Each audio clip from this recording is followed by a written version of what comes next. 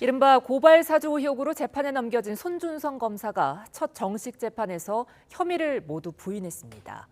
재판에는 황희석 전 열린민주당 최고위원 등 문제 고발장의 피고발인으로 이름을 올린 인사들이 증인으로 출석했습니다. 김다연 기자입니다.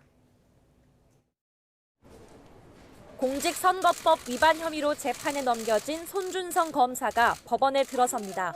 지난해 9월 이른바 고발 사주 의혹이 불거진 지 1년여 만에 첫 정식 재판이 열린 겁니다. 재판에 성실하게 임하도록 하겠습니다. 손 검사는 총선을 앞둔 재작년 4월 김웅 의원과 공모해 당시 범여권 인사에 대한 고발을 사주한 혐의로 재판에 넘겨졌습니다. 이른바 검언 유착 의혹으로 당시 검찰총장이던 윤석열 대통령 등에 대한 비난 여론이 일자 이를 무마하기 위한 목적이었다고 공수처는 판단했습니다. 손 검사는 법정에서 혐의를 모두 부인했습니다. 손 검사는 검언 유착 의혹을 처음 언론에 알린 이른바 제보자 X, 지모 씨의 판결문을 검색하거나 출력하도록 부하 직원에게 시킨 적이 있는지를 묻는 재판부 질문에 그런 사실이 없다고 단호히 말했습니다. 고발장 출력물을 휴대전화로 촬영한 뒤 김 의원에게 텔레그램으로 전송한 사실이 있느냐는 물음에 대한 답도 같았습니다.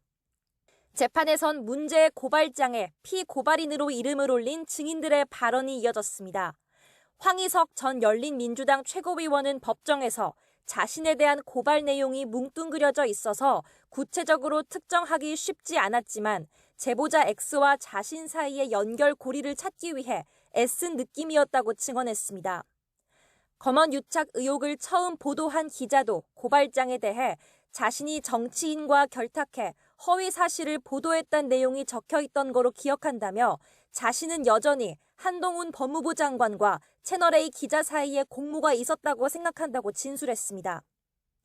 재판에선 공수처와 변호인의 날선 공방도 펼쳐졌습니다.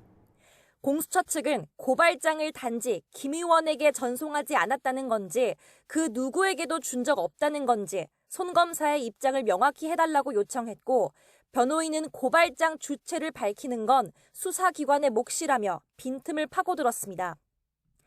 재판부는 다음 기일에 국정감사 일정으로 불출석한 최강욱 더불어민주당 의원 등을 증인으로 불러 신문을 이어가기로 했습니다. YTN 김다연입니다.